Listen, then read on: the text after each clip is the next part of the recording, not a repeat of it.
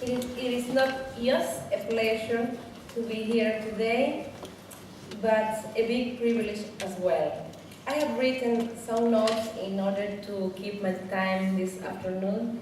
Anyway, I think our conference before have made a very wide explanation about Cuba and the blockade, but here I am.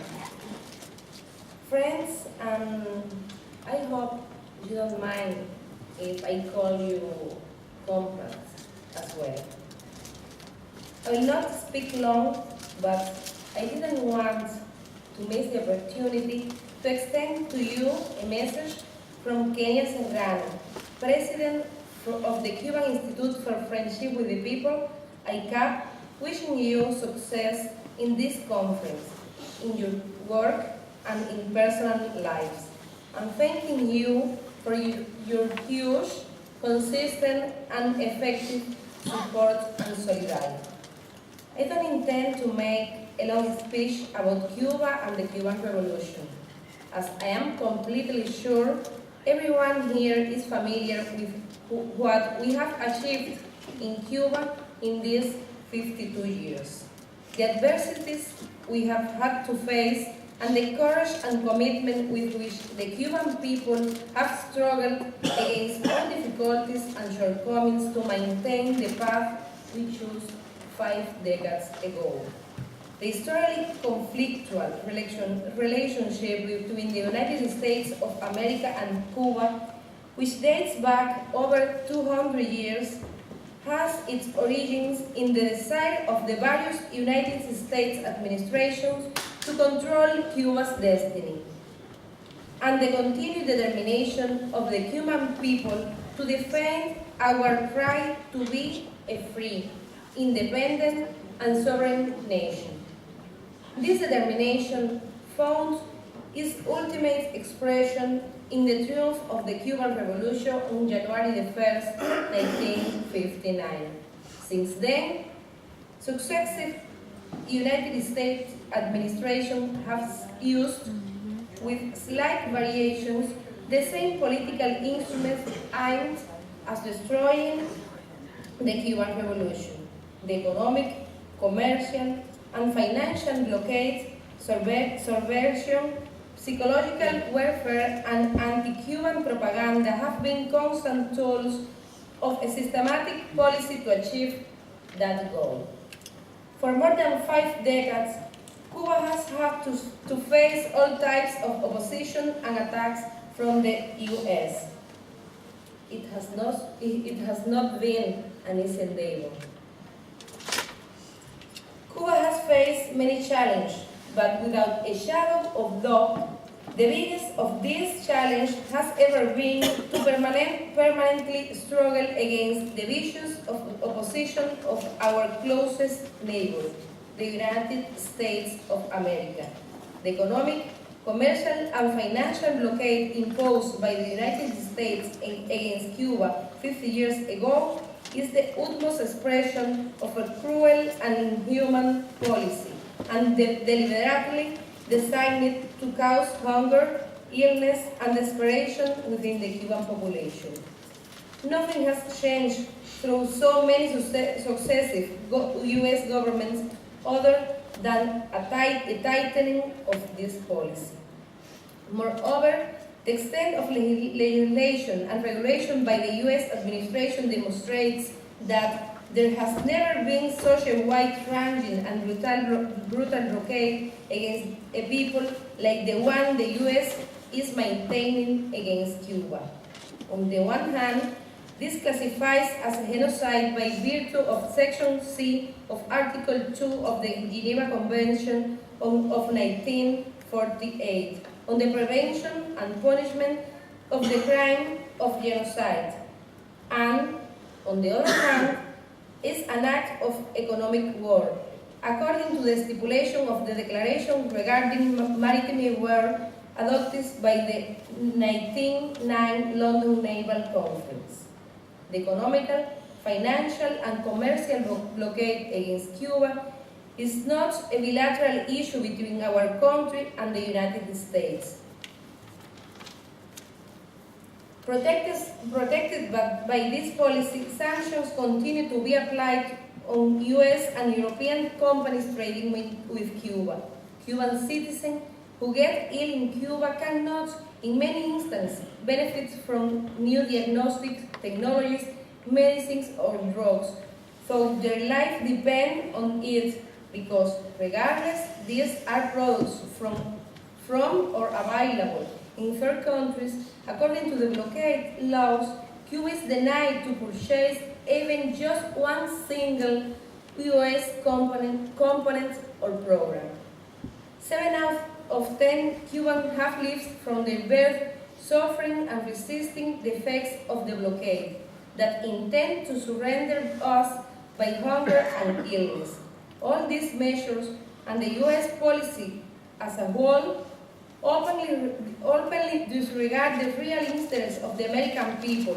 The overwhelming majority of the Cubans living in the US, most of the US Congress members, and extensive sectors of that country that are looking forward to normal relations with Cuba. Besides, governments and NGOs from third countries are encouraged to endorse the US policy to overthrow the Cuban Revolution. In its attempt to destroy the Cuban Revolution and its example, numerous US governments have historically resorted to a vast number of different means, such as sabotage, assassination plots against Cuban main leaders, terrorist actions, diplomatic isolations, biological warfare, and economic blockade, all the way to direct military invasion. The economic, trade, and financial blockade imposed by the government of the United States against Cuba continues to be the prime obstacle to the economic and social growth of the country, as well as it was for its recovery after the 3 devastating hurricanes hitting the island in 2008. These blockades continue to deprive Cuba of important incomes from export of goods and services. It puts up obstacles to the country's access to foreign funding sources and creates an onerous increase in prices due to the geographical relocation of our trade. Many people in the United States and the world over were hoping that a change in the US administration could bring a change in its policy towards Cuba. They thought President Obama would somehow approach the relations with Cuba from a different perspective. I'm afraid to say nothing of this has happened. More than 2 years have elapsed, and all we have seen is cosmetic change. If anything, the policy of the US towards Cuba is currently as aggressive as it used to be, or even more aggressive than it used to be. I would say that we are just facing a new escalation in aggressions against Cuba with the Obama administration. Cuba is still under the US blockade. The attacks on Cuba continue, and the campaigns to slander and demonize my country have otherwise been intensified.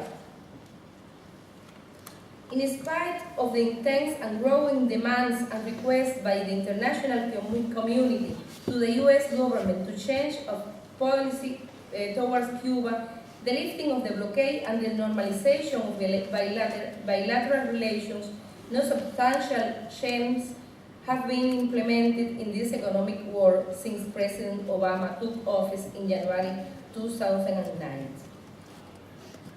Despite the sacrifice that the U.S. aggression might entail for the island, the Cuban people and government will ever defend their right to independence, sovereignty, and self-determination, as well as the system of social justice and equality of opportunity that we have chosen in a sovereign manner.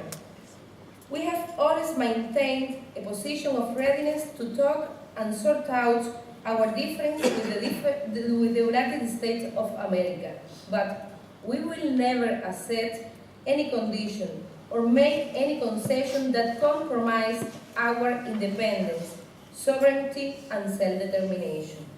We are ready to continue to struggle, and we will never give up until the blockade is completely and unconditionally lifted.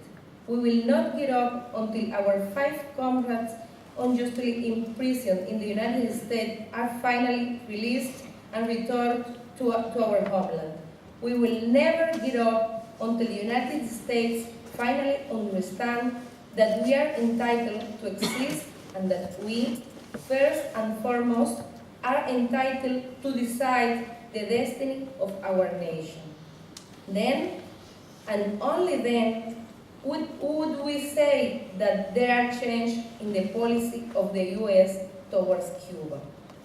Friends and comrades all, Cuba hopes that it can once again count on the support of the international community in its legitimate demand for an end to the economical, commercial, and financial blockade imposed by the United States government. In all these years of struggle, we have been privileged to count on the support and solidarity of many people around the world, and the Irish people has not been an exception.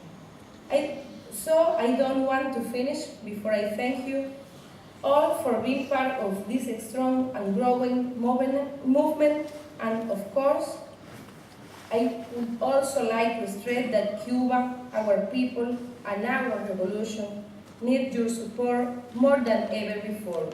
We are sure we will count on you. Thank you very much.